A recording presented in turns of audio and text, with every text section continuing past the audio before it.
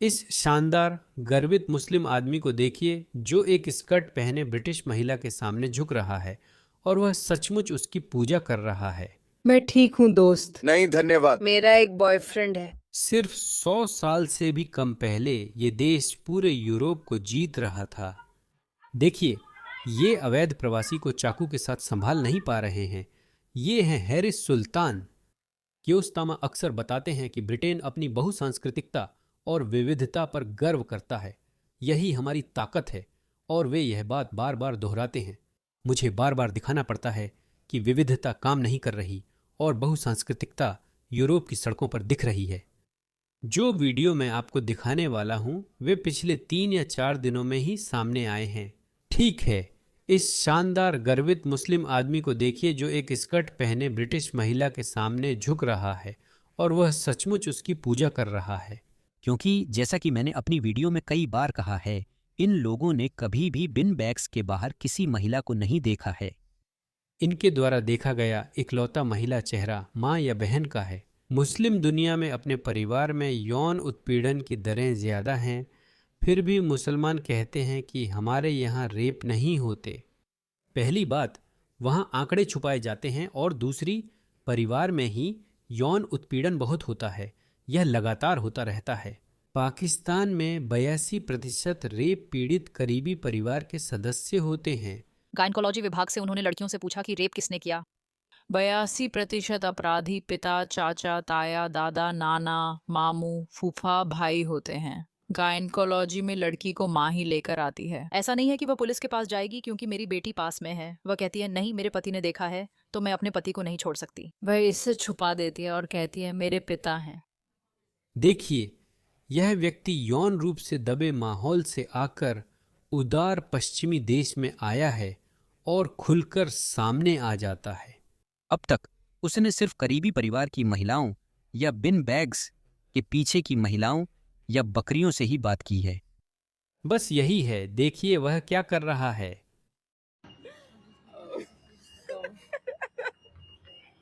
मैं आज सुबह बहुत दुखी हूँ। यह सामान्य नहीं है और महिलाएं इस पर हंस रही हैं क्योंकि वे सोचती हैं, क्या तुम मेरी पूजा करोगे? अगर कोई गोरा आदमी ऐसा करता तो इस महिला इसे यौन उत्पीड़न मान लेती। इससे पता चलता है कि अलग अलग संस्कृतियां अलग तरह से व्यवहार करती हैं। ये व्यवहार अजीब होते हैं, लेकिन इन्हें स्वीकार करना पूडीडीडीएचता है। वे सीधे नहीं कहते, पर बार बार यही जताते हैं कि आपको यह व्यवहार स्वीकार करना है। उनका मतलब है दूसरी संस्कृतियों के प्रति सहिष्णु बनो। मैं आपको एक और वीडियो दिखाता हूं। यह महिला डरी हुई लग रही है। इस आदमी को देखिए, वह उसके बहुत करीब है जबकि वह उससे दूर जाने की कोशिश कर रही है। सुनिए। माफ कीजिए, नहीं। मैं ठीक हूँ। मैं ठीक हूँ। मैं ठीक हूँ दोस्त। कोई मजा नहीं। उसने कैमरा चालू किया क्योंकि यही उसकी रक्षा है। अगर उसके साथ कुछ गलत होता है तो यही चीज उससे बचा सकती है। वह यही सोचती है। हाँ बिल्कुल, आप जानते हैं, अगर वह एक कदम और आगे बढ़ता तो शायद वह फुटेज भी डिलीट कर देता, लेकिन किस्मत से उसने ऐसा नहीं किया। यह महिलाओं के प्रति नजरिया आखिरकार किसमें बदलता है, यही इसका नतीजा है। एक और अफगान। इस आदमी पर ब्रिटिश बच्चों के खिलाफ यौन अपराधों का आरोप है, छोटे बच्चों के खिलाफ। सबजान बुरखाजी, एक अफगान, ने एक लड़की का पीछा कर उसे जबरन घर ले जाने की कोशिश की। आज उसने अदालत में कई आरोप मान लिए।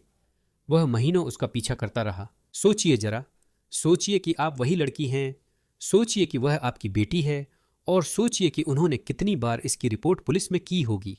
ब्रिटिश पुलिस कुछ नहीं कर सकती क्योंकि उनके कानून पश्चिमी लोगों के लिए हैं। अक्सर एक पश्चिमी बाल यौन अपराधी को उसकी ही समुदाय निशाना बनाती है। आप जानते हैं कि गोरे लोग एक जाने माने बाल यौन अपराधी के साथ कैसे व्यवहार करते हैं। वहाँ एक सेक्स रजिस्टर होता है और जब भी कोई बाल यौन अपराधी किसी मोहल्ले में आता है तो स्थानीय लोग गुस्से में आ जाते हैं और वे कहते हैं उसे बाहर निकालो वगैरह वगैरह। अब स्थितियां बदल गई हैं क्योंकि आपने उन विदेशी लोगों को छोड़ दिया है जो खुलेआम बाल यौन अपराधी होने पर गर्व करते हैं। यह संस्कृति बाल यौन अपराध को उत्सव की तरह मानती है, जबकि गोरी संस्कृति ऐसा नहीं करती। पहले लोग कहते थे वो बाल यौन अपराधी है, उसे जेल में सबक मिलेगा। अब ऐसा नहीं होता। क्यों?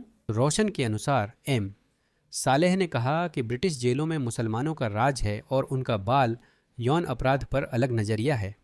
यही बात ग्रूमिंग और रेप गैंग्स के व्यवहार को भी स्पष्ट करती है। वह महीनों उसका पीछा करता रहा और अक्सर नंबर व सोशल मीडिया जानकारी मांगता था। एक स्टैफोर्डशायर पुलिस प्रवक्ता ने कहा कि 18 अगस्त को उसने स्टोक ऑन ट्रेंट में एक गली में उसे पकड़ लिया और अपने घर की दिशा में खींचने की कोशिश की, लेकिन उसने उसका विरोध किया और बाद में उसे गिरफ्तार कर लिया गया। उसे पहले क्यों नहीं गिरफ्तार किया गया? वह एक अवैध प्रवासी है। वह ब्रिटेन की सड़कों पर क्या कर रहा था? उसे यहां नहीं होना चाहिए था, लेकिन कियोस्टामा बताएंगे कि यह गलत है। ब्रिटेन गर्वित, सहिष्णु और विविधता वाला देश है। यही विविधता है जो उन्होंने आपको बेची दोस्तों। यही है विविधता का स्वरूप। इससे पहले कि कोई मुझे कहे, ओह लेकिन वे सब बुरे नहीं हैं, बिल्कुल वे सब बुरे नहीं हैं। हम प्रतिशत में काम करते हैं। अगर किसी संस्कृति में 5, 10, 20% लोग समस्याग्रस्त हैं तो वह संस्कृति जरूरी नहीं। ब्रिटिश लड़कियों, महिलाओं और पुरुषों को विविधता से भलाई नहीं मिली। अगर आप 100 अफगान लाएं तो केवल 10 नुकसान पहुंचाएंगे। ऐसा नहीं है, लाना ही नहीं चाहिए। लंदन में यौन अपराधों को देखिए। राष्ट्रीयता के हिसाब से सबसे ऊपर कौन है? अफगानिस्तान। यह 10,000 लोगों में से है तो 10,000 अफगानों में से 74 अफगान यौन अपराध करेंगे। Afghanistan, Eritrea, Algeria, Somalia, Sudan, Albania. क्यों? आपको ये संस्कृतियां क्यों लानी हैं? फिर ये अनुकूल नहीं है। इनकी अपनी अलग मान्यताएं हैं। विविधता अब कोई गुण नहीं रही। उन्होंने आपको ऐसे बेचा जैसे, हाँ आपके पास एक हैरिस सुल्तान है, लेकिन आपके पास इतने सारे बुशा शेख, मोहम्मद हिजाब, अली दावा, नरेंद्र हैं, क्योंकि आपके पास हर तरह की चीजें हैं। विविधता के नाम पर विविधता अच्छी नहीं है, यही एकमात्र कारण है। आपको हैरिस सुल्तान इसलिए पसंद है क्योंकि वे पूरी तरह पश्चिमी बन गए हैं। मैं खुद को मुसलमान या पाकिस्तानी नहीं मानता। हाँ, मैं सिर्फ जातीय रूप से पंजाबी हूं। और देखिए मैं इन आंकड़ों की व्याख्या कैसे कर रहा हूं और वे इन आंकड़ों की व्याख्या कैसे करेंगे। वे इन आंकड़ों के लिए बहाने बनाएंगे। मैं अभी खत्म नहीं हुआ हूं, मुझे आपको और दिखाने दीजिए। यूरोप की सड़कों पर विविधता के नाम पर क्या हो रहा है, यह बहुत अहम है। देखिए कितने संसाधन बर्बाद हो रहे हैं। जर्मनी में कहीं एक प्रवासी चाकू के साथ है। देखिए कितने पुलिस अधिकारी वहां आते हैं। अब इस दुनिया में रहना नहीं चाहता। मैं अब इस दुनिया में नहीं रहना चाहती। इन पुलिस अधिकारियों को घरेलू हिंसा की कॉल्स पर जाना चाहिए और काम करने चाहिए। इतने सारे पुलिस अधिकारी यहां आ गए हैं। क्यों? क्योंकि एंजेला मर्केल ने फैसला किया कि हमें अपनी सीमाएं खोलनी हैं। हमें इन लोगों को अंदर आने देना है। इस महिला को देखो, यह हास्यास्पद है। सिर्फ 100 साल से भी कम पहले यह देश पूरे यूरोप महाद्वीप को जीत रहा था, और अब इसे देखो। ये लोग चाकू वाले अवैध प्रवासी को नहीं संभाल सकते। देखो वो कितना डरा हुआ था, उसे देखो। ओह, उन्होंने उसे पकड़ लिया। आखिरकार उन्होंने उसे पकड़ लिया।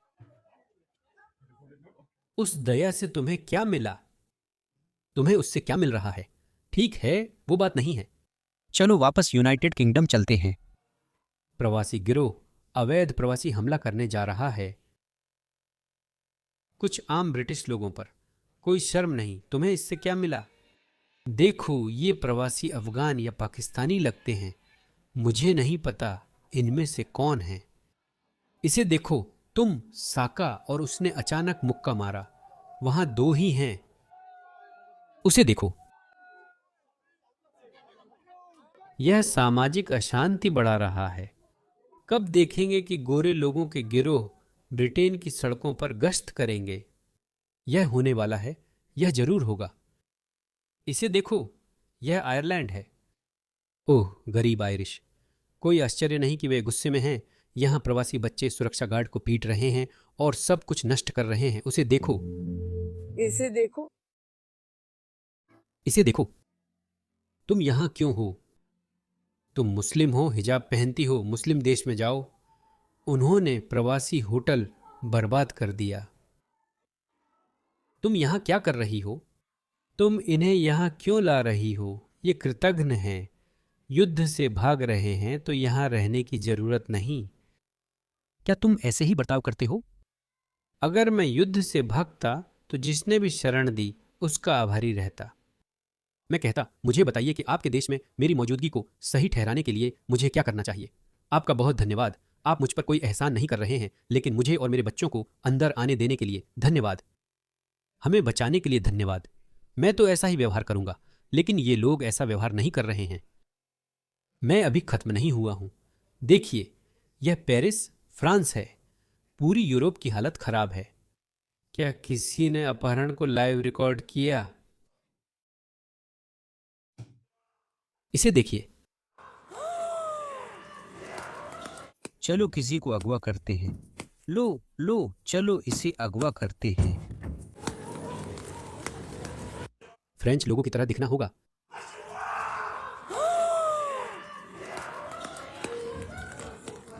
वो कहीं मरा हुआ मिलेगा।